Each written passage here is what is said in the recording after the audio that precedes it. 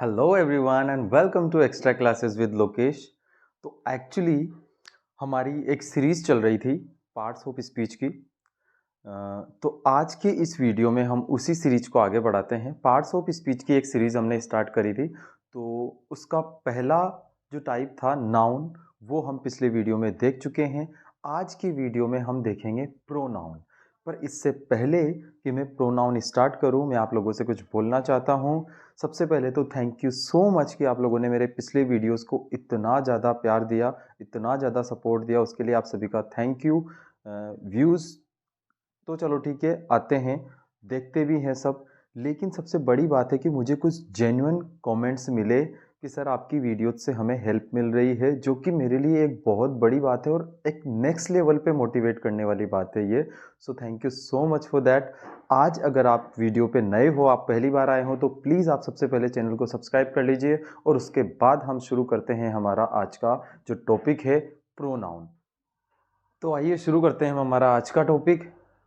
ये टॉपिक शुरू करने से पहले मैं आपसे बोलना चाहूँगा कि प्लीज़ आप वीडियो में एंड तक बने रहना। प्रोनाउन से रिलेटेड आपका जो भी कन्फ्यूजन है, सारा का सारा कॉन्सेप्ट आज यहाँ पे क्लियर होगा, ठीक है। तो ये है प्रोनाउन। प्रोनाउन की हम एक बार डेफिनेशन देख लेते हैं मोटे तौर पे। अ pronoun is a word which is used instead of a noun. Actual में प्रोनाउन होता क्या है? प्रोनाउन को हम हिंदी में कहते हैं सर्वनाम।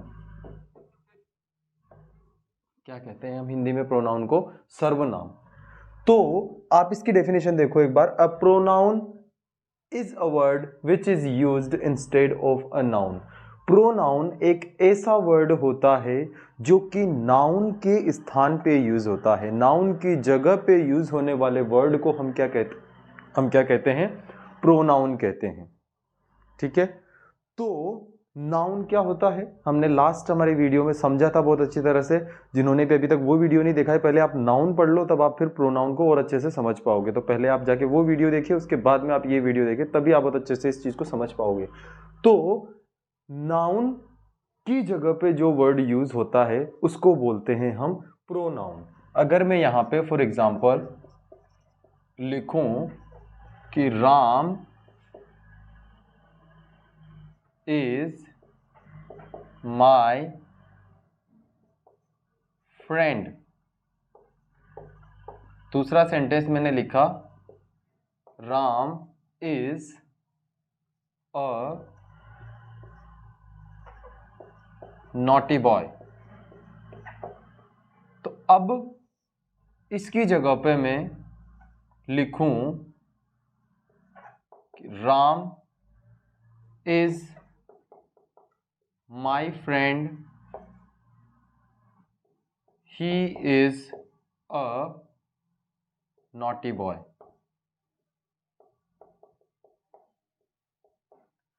तो ये दूसरी बार जो यूज हुआ है यहां पे, इसको हम बोलेंगे प्रोनाउन, ठीक है। तो ये जो ही है, ये क्या है? आपका प्रोनाउन है, जो कि नाउन की जगह पे यूज हुआ है। पहले ऊपर वाले सेंटेंस में हमने दो बार देखा कि Ram is my friend, Ram is a naughty boy. तो हम बार बार एक वर्ड को, मतलब सेम उस नाउन को यूज करने की बजाय उसकी जगह पे हम जो वर्ड यूज करते हैं, उस वर्ड को हम क्या बोलते हैं? प्रोनाउन बोलते हैं। तो यहाँ पे वो वर्ड है आपका ही। Ram is my friend, he is a naughty boy, ठीक है। तो अब हम चलते हैं प्रोनाउन के टाइप्स की तरफ। प्रोनाउन 9 टाइप्स के होते हैं। पहला है आपका पर्सनल प्रोनाउन, जो हमने ऊपर जो एग्जांपल देखा है ही, ये एक पर्सनल प्रोनाउन का है, जो कि मैं आगे आपको वीडियो में बताऊंगा। पहला है आपका पर्सनल प्रोनाउन, दूसरा है आपका रिफ्लेक्सिव प्रोनाउन, थर्ड है आपका एम्फेटिक प्रोनाउन, फोर्थ है आपका डेमोन्स्ट्रेटिव प्रोनाउन, फिफ्थ है आपका इंडेफिनिट प्रोनाउन, उसके बाद में सिक्स्थ है आपका रिलेटिव प्रोनाउन, सेवंथ है आपका इंट्रोगेटिव प्रोनाउन, एट्थ है आपका रेसिप्रोकल प्रोनाउन और नाइन्थ है आपका पॉजेसिव प्रोनाउन। तो हम एक एक प्रोनाउन को डिटेल्ड में स्टडी करेंगे, ठीक है। डोंट वरी, आप लोग सोच रहे होंगे कि खाली ये टाइप्स बता के, नहीं, टाइप्स ऐसे ही लिखने के लिए नहीं लिखे हैं, इनको हम एक एक करके डिटेल में स्टडी करेंगे, ठीक है। बस आप वीडियो में एंड तक बने रहना, प्लीज वीडियो को कहीं पे भी स्किप मत करना, अदरवाइज फिर आप लोगों को समझ में नहीं आएगा, ठीक है। तो हम स्टार्ट करते हैं हमारा पहला प्रोनाउन, जो कि है पर्सनल प्रोनाउन। मैं सोच रहा हूं कि इसको मैं आप लोगों को एक टेबल बना के समझाऊं, क्योंकि सबसे मेन और एक्चुअल में अगर देखा जाए तो सबसे बड़ा यही है पर्सनल प्रोनाउन। अगर आपको एक बार ये समझ में आ गया तो बाकी सब फिर बड़े आसान है। ठीक है, तो पर्सनल प्रोनाउन हम अब स्टार्ट करते हैं। तो पर्सनल प्रोनाउन होते क्या हैं, कौन कौन से होते हैं, ये एक बार आप देख लीजिए पहले। तो पर्सनल प्रोनाउन होते हैं I, we, you, they, he, she, it. ठीक है, आई का मतलब होता है मैं एक पर्सनल प्रोनाउन है। उसके बाद में यू का मतलब, वी का मतलब होता है हम एक पर्सनल प्रोनाउन है। यू का मतलब होता है तुम, दे का मतलब होता है वे, ही और शी का मतलब, दोनों का मतलब वह होता है, ही होता है लड़के के लिए यूज और शी होता है लड़की के लिए यूज। और इट होता है एनीथिंग, किसी भी वस्तु के लिए या फिर जानवरों के लिए ये वर्ड यूज होता है। तो ये भी आपका एक पर्सनल प्रोनाउन है। ठीक है, तो आइए अब चलते हैं हम टेबल की तरफ और समझते हैं इन सबको बहुत अच्छी तरीके से।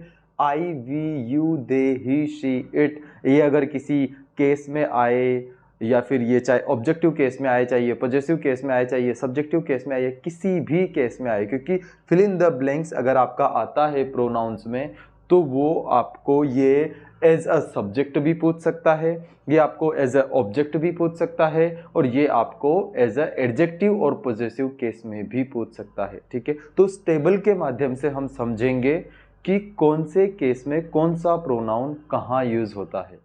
तो आइए शुरू करते हैं हम प्रोनाउन और उसका पहला प्रोनाउन जो कि है हमारा पर्सनल प्रोनाउन। ठीक है, तो ये टेबल पूरी तरह से समझाने से पहले मैं आपको एक चीज बता दूं। आपको इस साइड में जो ये वाली जो साइड है, इस साइड में आपको दिख रहा होगा पर्सन, और पर्सन है फर्स्ट पर्सन, सेकंड पर्सन और थर्ड पर्सन। तो ये फर्स्ट पर्सन, सेकंड पर्सन और थर्ड पर्सन होता क्या है, जब तक आप ये नहीं समझोगे आप ये पूरी टेबल नहीं समझ सकते। तो आपको सबसे पहले ये समझना जरूरी है कि फर्स्ट पर्सन, सेकंड पर्सन और थर्ड पर्सन आखिरकार होता क्या है। तो फर्स्ट पर्सन होता है स्पीकर, जैसे कि अभी मैं हूं, मैं आपसे कुछ बोल रहा हूं, तो मैं हुआ फर्स्ट पर्सन और आप हुए सेकंड पर्सन। ठीक है, तो आप यहां पे देख लो इसको, इसी के हिसाब से आप देखो कि मैं सिंगुलर यानी कि आई, मैं कुछ बोल रहा हूं तो मैं हुआ फर्स्ट पर्सन स्पीकर। वी भी स्पीकर होता है, हम भी एक साथ बोलते हैं, मतलब बहुत सारे लोग जब अगर एक साथ अगर कोई एकजुट होकर अगर कोई बात बोल रहे हो तो वो भी स्पीकर हो सकते हैं। ठीक है, तो आई और वी ये दोनों होते हैं स्पीकर। तो जो वक्ता होता है, जो स्पीकर होता है, वो होता है आपका फर्स्ट पर्सन, और आप होते हो यानी कि सुनने वाला लिसनर हमेशा होता है सेकंड पर्सन। जो भी सुनने वाला होता है यानी कि यू क्या होता है, सेकंड पर्सन। ठीक है, उसके बाद में आता है थर्ड पर्सन। तो थर्ड पर्सन वो होता है जिसके बारे में हम बात कर रहे हैं, स्पोकन अबाउट हमेशा आपका थर्ड पर्सन होता है। जैसे कि मान लो मैं आपसे कह रहा हूं कि राम बहुत अच्छा लड़का है। ठीक है, मैं आपसे कह रहा हूं कि राम बहुत अच्छा लड़का है। तो यहां पे आप देखिए, मैंने आपसे कहा यानी कि मैं तो हो गया क्या, फर्स्ट पर्सन। आपने सुना तो आप क्या हो गए, सेकंड पर्सन। और किसके बारे में हम बात कर रहे हैं, राम के बारे में। तो राम क्या हो गया आपका थर्ड पर्सन। हम बोलते हैं जैसे कि मैं आपको कुछ बात बता रहा हूं कि मैंने उसे कल बाजार में देखा, तो मैं आपको ये बात बोल रहा हूं यानी मैं तो हो गया first person.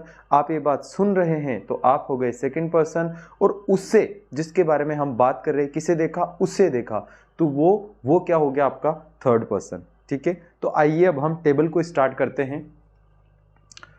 First person singular number, अगर फर्स्ट पर्सन होता है और सिंगुलर होता है तो सब्जेक्ट यहां पे क्या आ जाता है, आई। एडजेक्टिव में वो आ जाता है, एडजेक्टिव में उसी का हो जाता है माई। अभी एडजेक्टिव में माई क्यों होता है, क्योंकि एडजेक्टिव जो है वो एक एड ऑन है। एडजेक्टिव जो कि आपका अगला टॉपिक है, मैं आगे आपको ये अच्छे से पढ़ाऊंगा भी सही।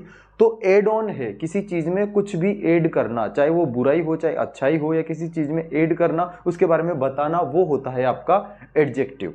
ठीक है, तो यहाँ पे आप इसको पोजेशन भी बोल सकते हो, पॉजेसिव। अगर अपन इसमें केस देखें तो ये हो जाता है आपका पॉजेसिव केस, यानी कि आप किसी से भी अपना कनेक्शन बता रहे हो, अपना संबंध बता रहे हो। ठीक है, उसके बाद में आता है आपका ऑब्जेक्ट, और तो ये क्या हो जाएगा, आई, माई और मी। ठीक है, और फर्स्ट पर्सन में ही अगर प्लूरल की बात की जाए नंबर वाइज तो हो जाएगा वी, आवर, अस। ठीक है, अगर सब्जेक्टिव केस में आता है तो वी, अगर एडजेक्टिव बनकर आता है तो आवर, और अगर ऑब्जेक्ट बनकर आता है तो क्या हो जाएगा, अस हो जाएगा। अब अपन चलते हैं सेकंड पर्सन की तरफ। सेकंड पर्सन में नंबर अगर सिंगुलर हो तो यू सब्जेक्ट के तौर पे, एडजेक्टिव के तौर पे अगर वो आता है तो क्या हो जाएगा, योर हो जाएगा, और वही चीज अगर ऑब्जेक्ट के तौर पे आती है तो भी वो वापस क्या हो जाएगी, आपकी यू हो जाएगी। ठीक है, अब हम चलते हैं सेकंड पर्सन है और प्लूरल के ऊपर हम चलते हैं। अब तो अगर प्लूरल होता है तब भी सेम टू सेम ही रहता है, लेकिन फिर उसका मतलब क्या हो जाता है, तुम सब। इस यू का मतलब सिर्फ तुम है, यानी किसी एक के बारे में बात हो रही है इसलिए वो सिंगुलर है, लेकिन यहाँ पे तुम सब की बात हो रही है इसलिए ये क्या हो गया, आपका प्लूरल हो गया। तो फिर से यू, योवर और यू। अब बात करते हैं अपन थर्ड पर्सन के बारे में। तो थर्ड पर्सन में अगर हम सिंगुलर की बात करें तो 3 वर्ड आते हैं, ही, शी और इट। ठीक है, इनका एडजेक्टिव हो जाता है हिज, हर, इट्स, और इनका ऑब्जेक्ट अगर ये ऑब्जेक्ट के तौर पे आते हैं, एज अ ऑब्जेक्ट आते हैं तो ये हो जाएंगे हिम, हर, हर। यानी कि अगर ही आए तो ही, हिज, हिम, और अगर शी आए तो शी, हर, हर, और अगर इट आए तो इट, इट्स, इट। ठीक है, उसके बाद आता है आपका थर्ड पर्सन। तो थर्ड पर्सन में अगर थर्ड पर्सन प्लूरल हो तो थर्ड पर्सन प्लूरल हो तो थर्ड पर्सन प्लूरल क्या है आपका, दे। सबसे पहले तो अगर ये एडजेक्टिव पॉजेसिव केस में अगर यूज होता है तो क्या आ जाएगा, देयर, और अगर ये एज अ ऑब्जेक्ट यूज होता है तो क्या आ जाएगा, देम आ जाएगा। ठीक है, तो ये है आपके पर्सनल प्रोनाउन की टेबल। ये जो टेबल है, ये टेबल आपको पूरी लर्न करनी पड़ेगी अगर जो आपको पर्सनल प्रोनाउन जो है अच्छी तरीके से समझना है, बिल्कुल एकदम कॉम्पिटिटिव एग्जाम्स के लेवल पे अगर आपको समझना है तो आपको ये टेबल जो है कंप्लीट लर्न करनी पड़ेगी। ठीक है, अब चलते हैं हम हमारे नेक्स्ट सेकंड प्रोनाउन की तरफ, सेकंड टाइप ऑफ प्रोनाउन। तो चलिए अब हम शुरू करते हैं सेकंड टाइप ऑफ प्रोनाउन, जो कि है हमारा रिफ्लेक्सिव प्रोनाउन। आप इसकी डेफिनेशन से ही समझ जाओगे कि ये इसका नाम रिफ्लेक्सिव प्रोनाउन क्या है, क्यों है। ये रिफ्लेक्ट करता है, वापस खुद के ऊपर ही बात आती है। देखना आप, सेंटेंस में जब स्वयं कार्य करना दर्शाया जाए और जो प्रकट करें कि कार्य का इफेक्ट डूअर पर पड़ रहा है, कार्य का सीधा असर डूअर पर पड़ता है, जो कि कार्य करने वाला है उस पर कार्य का सीधा असर पड़ता है, वो होता है आपका रिफ्लेक्सिव प्रोनाउन। ठीक है, मैंने आपको पहले जब हम पर्सनल प्रोनाउन कर रहे थे तब मैंने आपको बोला था कि ये जो टेबल है पर्सनल प्रोनाउन की, वो टेबल आपको लर्न करनी पड़ेगी, पर्सनल प्रोनाउन की टेबल, तभी आप आगे जो है सारे के सारे प्रोनाउंस समझ पाएंगे, क्योंकि वो ही है प्रोनाउन की स्टार्टिंग भी वही है और उससे बहुत मिलते जुलते होते हैं बाकी के प्रोनाउंस, तो इसलिए वो टेबल आपको लर्न होना बहुत ज़रूरी है। देखिए अभी आप यहाँ पे इसका रिफ्लेक्सिव प्रोनाउंस कौन कौन से होते हैं, माई सेल्फ, उसमें आया था आई, माई, मी। योर सेल्व्स, उसमें आया था we, our, us. Ourselves, तो उसमें आया था वी, अवर, अस। उसके बाद में नेक्स्ट है आपका योर सेल्फ, उसमें आया था यू, योर, यू। फिर आपका योर सेल्व्स, उसमें दोबारा आया था यू, योर, यू, जिसमें बात हुई थी तुम सब की। फिर आता है हिम सेल्फ, उसमें आया था ही, हिज, हिम। फिर आता है हर सेल्फ, उसमें आया था शी, हर, हर। फिर आता है देम सेल्व्स, उसमें आया था दे, देयर, देम। फिर आता है इट सेल्फ, उसमें आया था सॉरी, उसमें आया था इट सेल्फ, उसमें आया था इट, इट्स, इट। यहाँ पे आ रहा है इट सेल्फ। तो हर एक जो प्रोनाउन है वो एक दूसरे से जुड़ा हुआ है, तो आपको पर्सनल प्रोनाउन समझना सबसे ज़्यादा जरूरी है। अगर आप एक बार पर्सनल प्रोनाउन समझ गए तो बाकी प्रोनाउन समझने में आपको उतनी ज़्यादा जो है डिफिकल्टी नहीं होने वाली है। ठीक है, तो इसमें मैंने बताया कि सबसे ज़्यादा जो इफेक्ट होता है वो किस पर पड़ता है, डूअर पर पड़ता है। आप देखो यहाँ पे एक बार एग्जाम्पल देखो इसका, I did it my self, ये मैंने खुद ने किया है। I did it my self, वापस पलट के बात खुद के ऊपर ही आ रही है कि ये मैंने खुद ने किया है। देखो यहाँ पे she painted the door her self.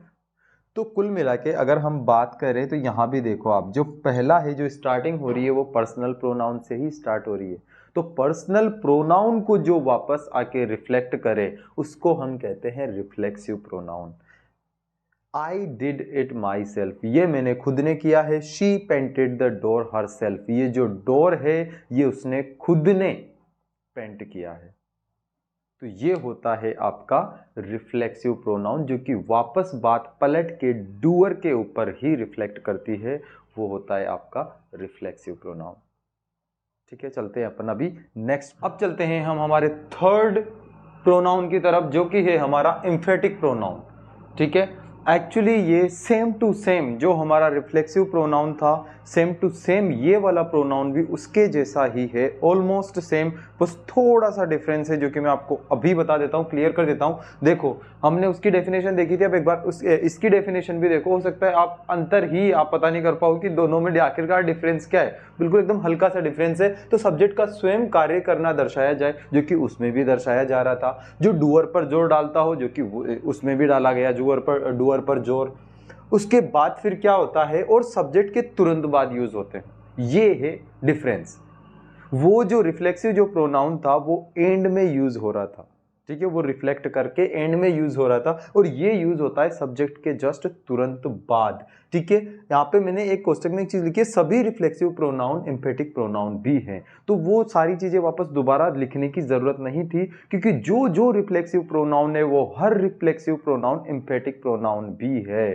जैसे कि मैंने आपको उसमें लिखाया था, himself, her self, themselves, yourselves, itself, ये सारे के सारे जो है ये भी आपके एम्फेटिक प्रोनाउन भी हैं। ठीक है, एग्जाम्पल देखो आप एक बार, एग्जाम्पल देखने से आपको जो डिफरेंस है जो है वो और अच्छी तरह से क्लियर हो जाएगा। She herself talked to her teacher.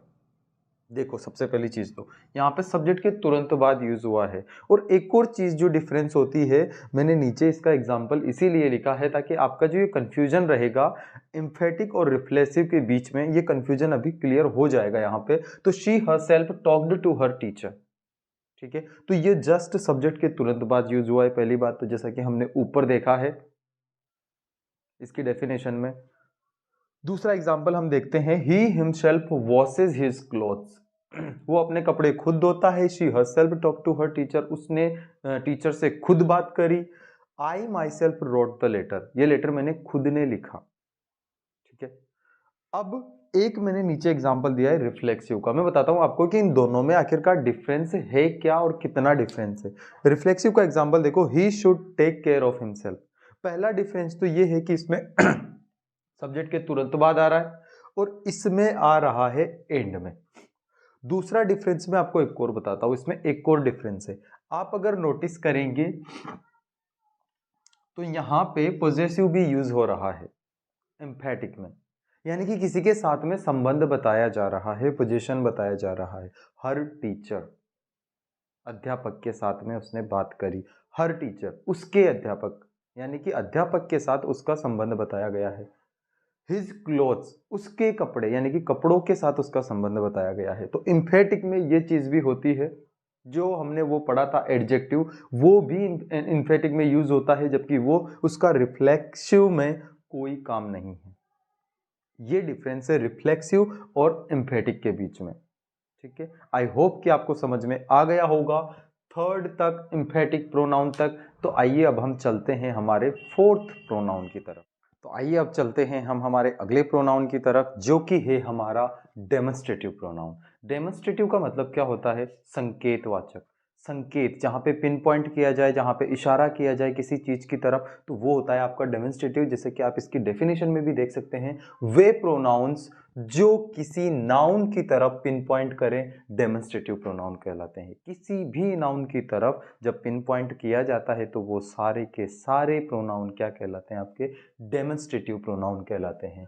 For example, demonstrative pronoun होते हैं दिस, दैट, दीज, दोज, यानी कि जो इशारा करने वाले जो वर्ड होते हैं वो वर्ड्स क्या होते हैं? ये चार वर्ड होते हैं, दिस, दीज, दिस, दैट और दीज, दोज। ठीक है, तो इनमें जो पहले वर्ड हैं दिस और दैट, ये हैं आपके सिंगुलर, और जो बाद वाले जो दो वर्ड है दीज और दोज, ये यूज होते हैं प्लूरल के लिए।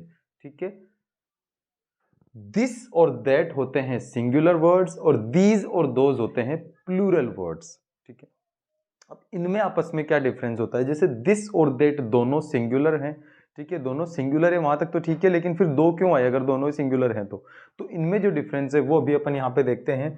तो दिस जो है वो सिंगुलर होता है लेकिन निकटता दर्शाता है, शोज नियरनेस। दिस कोई चीज अगर हमारे पास है, नियर है, तो हम उसके लिए दिस यूज करते हैं। और दैट सिंगुलर है लेकिन शोज डिस्टेंस, अगर कोई चीज हमसे दूर है तो उसके लिए हम क्या यूज करते हैं, दैट यूज करते हैं। एग्जाम्पल आप देख लो एक बार, दिस का example, this is my pen, this is my pen, मेरे पास है तो ये मेरा पेन है, ठीक है। दूसरा देखो आप, that, that is her house, वो उसका घर है, मतलब कहीं दूर है, डिस्टेंस है, तो जहां पे नियरनेस होती है तो वहां पे आता है दिस, और जहां पे डिस्टेंस होता है वहां पे आता है दैट, लेकिन ये है सिंगुलर, सिंगुलर में, ये याद रखना, ठीक है। दूसरा आता है हमारा दीज और दोज। तो दीज और दोज का यूज कैसे होता है, दोनों प्लूरल है सबसे पहली चीज तो आप इनको यहां पे समझोगे। अब दीज और दोज में क्या डिफरेंस है, ठीक है। एक डिफरेंस तो हमने इन दोनों में, एक जोड़ा ये बना लिया, एक जोड़ा ये बना लिया, ये है सिंगुलर का जोड़ा और ये है प्लूरल का जोड़ा। लेकिन जैसे हमने यहाँ पे डिफरेंशिएट किया इन दोनों को, दिस और दैट को, अब हम इनमें डिफरेंशिएट करते हैं कि ये दोनों आखिर अलग अलग क्या है। ये तो दीज और दोज, ठीक है, दीज प्लूरल है, हम समझ चुके हैं ऑलरेडी, लेकिन दीज जो है वो नियरनेस शो करता है। दीज क्या शो करता है, नियरनेस शो करता है। और दोज जो है वो क्या शो करता है, डिस्टेंस शो करता है। जैसा कि हमने ऊपर वाले में भी देखा, दिस जो है वो नियरनेस शो करता है और दैट जो है वो डिस्टेंस शो करता है। वैसे ही नीचे भी, नीचे वाले प्लूरल हैं लेकिन दीज नियरनेस शो कर रहा है और दोज जो है वो डिस्टेंस शो कर रहा है। आप एक बार यहाँ पे एग्जांपल देख लीजिए, आप और बहुत अच्छी तरीके से समझ जाएंगे इस चीज को। तो दीज आर माई फ्रेंड्स, ये मेरे दोस्त हैं, यानी कि जो आसपास जो भी बैठे हुए हैं ये सारे के सारे मेरे दोस्त हैं, यानी कि निकटता दर्शाई जा रही है, डिस्टेंस बताया जा रहा है आपको।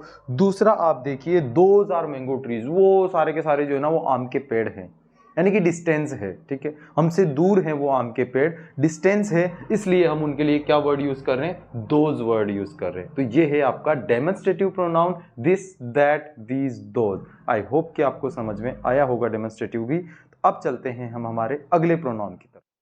तो आइए अब चलते हैं हम हमारे फिफ्थ प्रोनाउन की तरफ, जो कि है इंडेफिनिट प्रोनाउन।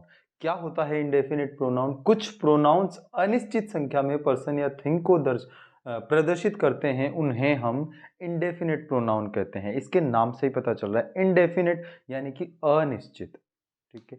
अनिश्चित पर्सन हो सकते हैं, यानी कि पता नहीं हम कितने लोगों के बारे में बात कर रहे हैं। अनिश्चित थिंग्स हो सकती है, इंडेफिनिट थिंग्स हो सकती है, यानी कि पता नहीं हम कितनी सारी चीज़ों के बारे में बात कर रहे हैं। तो जहां पे भी इंडेफिनिट थिंग्स या इंडेफिनिट पर्सन आएंगे वहां पे क्या होगा, इंडेफिनिट प्रोनाउन होगा, ठीक है। तो इंडेफिनिट प्रोनाउन के अंदर कौन कौन से वर्ड्स आते हैं वो एक बार आप देख लो। All, any, anybody, anyone, someone, somebody, everyone, everybody, no one, nobody, none, few, many, some. ये सारे जो हैं, ये सारे वर्ड्स इंडेफिनिट हैं, क्योंकि देख लो आप, ऑल यानी कि सब अनिश्चित है, हमें पता थोड़ी चल रहा है कि किसके बारे में बात हो रही है, हमने ये चीज नाउन में भी डिस्कस करी थी। फिर से एनी यानी कि कोई भी, एनीबडी कोई भी इंसान। तो ये सारे जो वर्ड्स हैं ये इंडेफिनिट वर्ड्स हैं, इनसे पता नहीं चल रहा है कि हम किसके बारे में बात कर रहे हैं, तो इसलिए ये जो है वो इंडेफिनिट प्रोनाउन है, ठीक है। आप एक एग्जांपल देखो, nobody can do this work, कोई भी ये काम नहीं कर सकता, nobody, indefinite pronoun. Everyone was eager to know the truth, हर कोई सच्चाई जानने के लिए उत्सुक था, एवरीवन, इंडेफिनिट प्रोनाउन, ठीक है। तो ये रहा आपका इंडेफिनिट प्रोनाउन। और अब चलते हैं हम नेक्स्ट प्रोनाउन पे। अब चलते हैं हम हमारे सिक्स्थ प्रोनाउन की तरफ, जो कि है रिलेटिव प्रोनाउन। एक्चुअली ये थोड़ा सा कंफ्यूजिंग है हल्का सा, तो इसलिए अगर आप लोग सब ध्यान से देखेंगे, वीडियो को ध्यान से सुनेंगे तो बिल्कुल समझ में आएगा, सारा का सारा कंफ्यूजन क्लियर हो जाएगा। तो देखो आप सबसे पहले वे प्रोनाउन जो अपने पहले आने वाले नाउन या प्रोनाउन का संबंध आगे आने वाले एक्शन से शो करते हैं। आगे आने वाला जो एक्शन है उससे जो सीधा संबंध शो करते हैं वो होते हैं रिलेटिव प्रोनाउन। जैसे कि आप इसके नाम में ही देख सकते हैं ना, रिलेटिव प्रोनाउन जो रिलेट करते हैं आगे आने वाले एक्शन से सीधा रिलेट करते हैं उनको हम कहते हैं रिलेटिव प्रोनाउन, वो रिलेटिव प्रोनाउन कहलाते हैं। तो गाइज मैंने यहाँ पे एक टेबल बनाई है। सबसे पहले हम उस टेबल को देखते हैं कि रिलेटिव प्रोनाउन क्या होते हैं। तो मैं आपको बता दूं, relative pronoun who, that, what, which, ये सब होते हैं आपके रिलेटिव प्रोनाउन। अगर ऑब्जेक्टिव केस में होता है तो ये whom हो जाता है, पॉजिटिव केस में होता है तो ये whose हो जाता है। तो ये सारे मतलब कि who, that, what, which, whom, whose, ये सारे के सारे हैं आपके रिलेटिव प्रोनाउन। लेकिन अब इनको हम यूज कैसे करते हैं, ठीक है। तो इस टेबल के जरिए हम देखते हैं कि इनको यूज कैसे करते हैं। तो अगर कोई मान लो पर्सन की बात होती है, यानी कि किसी व्यक्ति विशेष के बारे में बात होती है, तो ऐसी सिचुएशन में हम who, whom, whose, what, which, that, इनमें से कौन सा प्रोनाउन यूज करते हैं। अगर व्यक्ति की बात होती है तो एज अ सब्जेक्ट हम यूज करते हैं पहला हु, ठीक है। और अगर वही व्यक्ति ऑब्जेक्ट के तौर पे आता है तो हम यूज करते हैं whom। क्या यूज करते हैं हम किसी पर्सन के लिए, जब अगर वो ऑब्जेक्ट बनकर आता है तो हम उसके लिए यूज करते हैं whom। और अगर वही पर्सन पॉजिटिव केस में यानी कि संबंध बताने के लिए यूज होता है तो हम यूज करते हैं whose, यानी कि किसका, किसका बताने के लिए। यहां पे तो देखो who तो है कौन, whom है किसको या किनको, सॉरी किसको। अब ये whose जो होता है ये होता है किसका, यानी कि whose bag is this, ये किसका बैग है। तो किसी से उसका संबंध बताने के लिए जो यूज होता है तो वो होता है यहाँ पे whose, ठीक है। और ये ओनली पर्सन में ही यूज होता है, ठीक है। दूसरा आता है आपका दैट। पर्सन के लिए दैट भी यूज होता है। जो ऊपर वाला जो है हु, हुम, हुज, ये सिंगुलर और प्लूरल दोनों के लिए यूज होता है। लेकिन बहुत सारी सिचुएशन में जब स्पेसिफिक किसी सिंगुलर की ही बात की जाती है तो हम सिचुएशनली, ये ध्यान रखना, सिचुएशन अकॉर्डिंग टू सिचुएशन जाना पड़ता है इसमें। तो हम सिचुएशनली दैट का यूज भी वहां पे कर सकते हैं अगर सुटेबल है तो, सिंगुलर, लेकिन ये आपको ध्यान रखना है, ठीक है। I was talking about a man, that man was something, that man, ठीक है। एक आदमी के बारे में बात हो रही है। I was talking about a man, that man was something else. जो भी मतलब सेंटेंस से मतलब नहीं, आपको थोड़ा समझना है, ठीक है। तो ये है दैट का यूज। अब वहां पे अगर अपन यू बोलते हैं कि I was talking about a man who man was, sorry हुम वॉज समथिंग, तो वो इतना सुटेबल नहीं लग रहा है। तो दैट मैन वॉज समथिंग, इसलिए ये यहाँ पे, ठीक है। जो हमारा सब्जेक्ट है, अगर वो ही सब्जेक्ट अगर हम दोबारा यूज करते हैं आगे चल के सेंटेंस में तो फिर हम दैट का यूज कर सकते हैं। और अगर वो सिंगुलर भी हो तो ओनली उसी सिचुएशन में हम दैट का प्रयोग करेंगे। अदरवाइज हम पर्सन के लिए दैट यूज नहीं करेंगे, पर्सन के लिए सिर्फ और सिर्फ हु यूज होगा, ठीक है। नेक्स्ट आता है आपका थिंग्स। थिंग्स के लिए यूज होता है व्हाट, सिंगुलर और प्लूरल दोनों केस में। सिंगुलर हो तब भी व्हाट आएगा और प्लूरल हो तब भी व्हाट आएगा, ठीक है। लेकिन स्पेसिफिक कुछ चीजों के लिए, यहां पे अगर हम बात करें थिंग्स एंड एनिमल्स की, तो थिंग्स और एनिमल्स के लिए विच यूज होता है, विच भी यूज होता है सिंगुलर और प्लूरल के लिए। तो आप विच को थोड़ा सा एनिमल्स की साइड ज्यादा कर दो। एनिमल्स के लिए विच यूज होता है जहां पे बात होती है सिंगुलर और प्लूरल की। लेकिन अगर स्पेसिफिक किसी सिंगुलर एक के बारे में ही बात की जा रही है तो हम दैट भी यूज कर सकते हैं। जैसा कि यहाँ पर्सन में भी वही बात है। अगर किसी एक स्पेसिफिक पर्सन के बारे में हम बात कर रहे हो और हम उस सब्जेक्ट को दोबारा यूज कर रहे हो तो हम दैट यूज करेंगे। वही सिचुएशन यहाँ पे आती है। अगर हम किसी एक स्पेसिफिक थिंग के बारे में या जानवर के बारे में बात कर रहे हो और उस सब्जेक्ट को हम दोबारा यूज करते हैं तो हम क्या लगा देंगे, दैट लगाएंगे हम ओनली उसी सिचुएशन में। अदरवाइज हम क्या लगाएंगे, विच लगाएंगे। क्लियर? आई थिंक क्लियर हो ही गया होगा। अब चलते हैं हम हमारे नेक्स्ट प्रोनाउन की तरफ। तो आइए चलते हैं हम हमारे 7th प्रोनाउन की तरफ, जो कि है इंटरोगेटिव प्रोनाउन। तो ये एक्चुअल में सबसे सिंपल भी है और एक टाइम पे अगर देखा जाए तो ये थोड़ा सा कंफ्यूजिंग भी है, लेकिन सिंपल है, डोंट वरी, सिंपल ही है। ऐसे प्रोनाउन जो प्रश्न पूछने के काम में लिए जाते हैं। सिंपल डेफिनेशन तो कितनी सिंपल लग रही है कि ऐसे प्रोनाउन जो प्रश्न पूछने के काम में लिए जाते हैं। लेकिन क्या आपने कभी सोचा है कि प्रश्न कितने हो सकते हैं, किस किस तरीके से प्रश्न पूछे जा सकते हैं? तो इस वो कंफ्यूजन बस वही है कि प्रश्न पूछने का तरीका कोई भी हो सकता है। ठीक है, तो बस वही कंफ्यूजन है। तो इंट्रोगेटिव प्रोनाउन कहलाते हैं। इंट्रोगेटिव प्रोनाउंस कौन कौन से होते हैं? व्हाट यानी कि क्या, हु कौन, हुज किसका, विच कौन सा, वाई क्यों, हुम किसको, व्हेन कब, वेयर कहाँ, हाउ कैसे, हाउ मेनी कितने, काउंटेबल मतलब काउंट, हाँ जो काउंट किए जा सकते हैं, हाउ मेनी, हाउ मच कितना, जो कि एक क्वांटिटी है। ठीक है, हाउ ऑफन कितनी बार, हाउ लॉन्ग कितना लंबा, हाउ फार कितना दूर। ठीक है, तो ये सारे जो है आपके इंटरोगेटिव प्रोनाउंस है। जैसे मान लो मैं यहां पे आपको एक एग्जांपल दूं। फॉर एग्जांपल मैंने लिखा कि व्हाट इज योर नेम। तो सिंपल ना कि यहाँ पे व्हाट क्या हो गया, आपका प्रोनाउन हो गया। फिर मैंने आपसे एक और क्वेश्चन पूछा कि हुज बुक इज दिस, ये किताब किसकी है, क्वेश्चन हो गया। तो ऐसे ही अपन जाते जाते मान लो किसी से पूछते हैं, अपन कहीं जा रहे हो, हम पूछते हैं कि यार मुझे उस गांव जाना है, वो गांव यहां से कितना दूर पड़ेगा, हाउ फार, क्वेश्चन हो गया, कितना दूर पड़ेगा।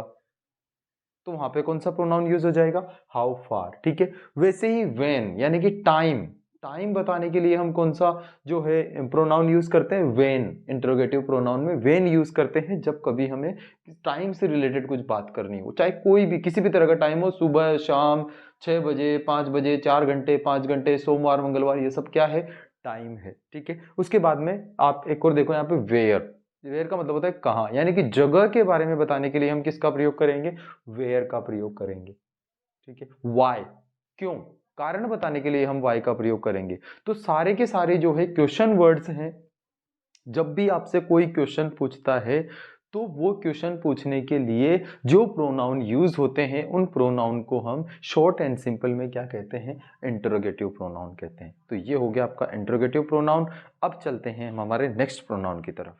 अब चलते हैं हम हमारे 8th प्रोनाउन की तरफ, जो कि है रेसिप्रोकल प्रोनाउन, और अगर देखा जाए तो सबसे सिंपलेस्ट प्रोनाउन में से ये एक है। ठीक है, एक बार इसकी डेफिनेशन अपन देख लेते हैं मोटे तौर पे।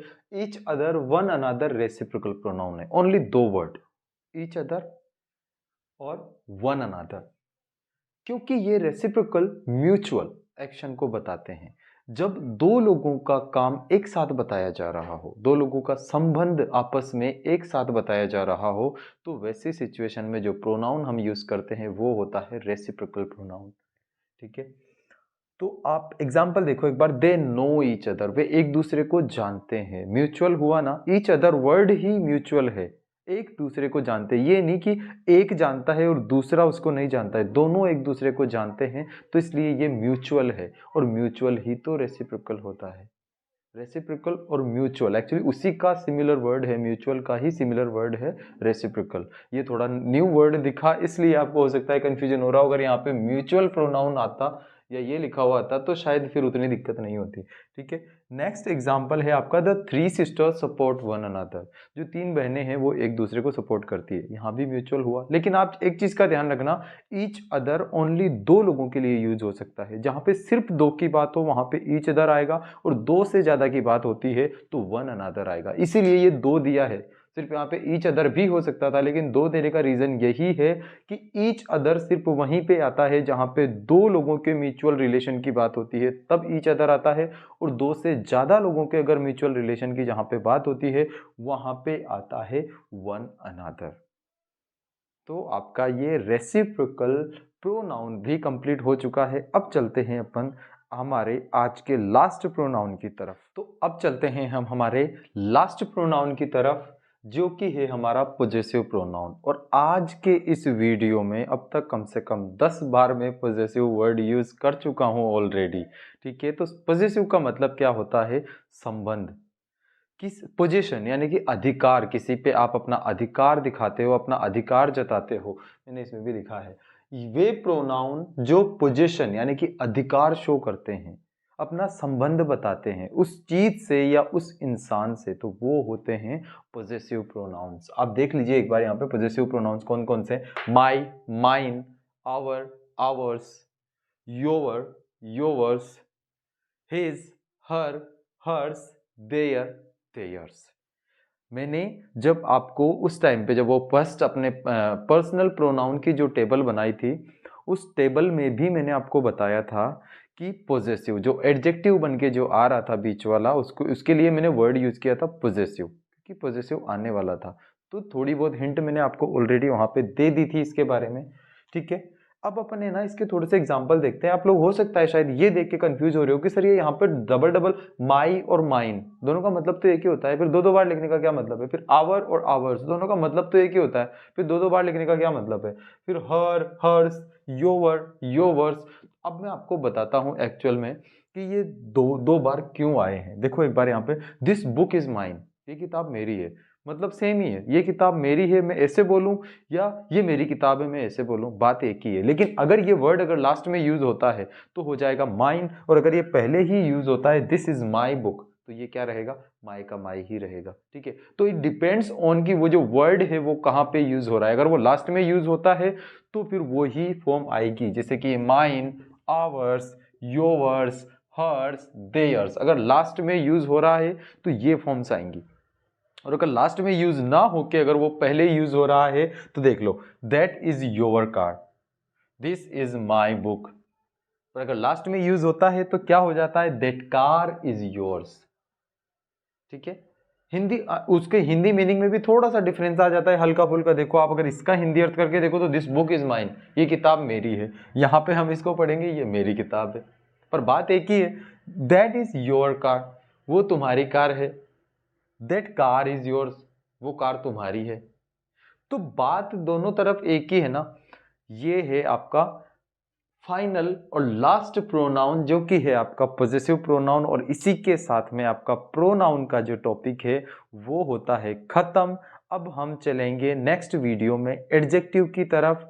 पर उससे पहले आप अगर चैनल पे नए हो तो आप चैनल को सब्सक्राइब कर लेना। इससे पहले कि मैं एडजेक्टिव स्टार्ट करूं, मतलब करूंगा, मैं नेक्स्ट वीडियो में स्टार्ट करूंगा, तो सब उससे पहले सब्सक्राइब कर लो प्लीज़। और अगर ये वाला वीडियो अगर आपको अच्छा लगे तो प्लीज़ आप बस दिल खोल के लाइक करो, शेयर करो, सब्सक्राइब करो चैनल को, और कमेंट करके मुझे ज़रूर बताएं कि आपको कैसा लगा वीडियो, कि आपको प्रोनाउन समझ में आया या नहीं आया। अगर नहीं भी आया होगा समझ में तो कोई बात नहीं, मैं इसके ऊपर थोड़ा और रिसर्च करूंगा और वीडियो बनाऊंगा, पर आपको समझाऊंगा, डोंट वरी। पर उसके लिए आपको सबसे पहले चैनल को सब्सक्राइब करना पड़ेगा। So thank you so much guys for watching this video. I'll see you in the next video. Thank you so much. Bye bye.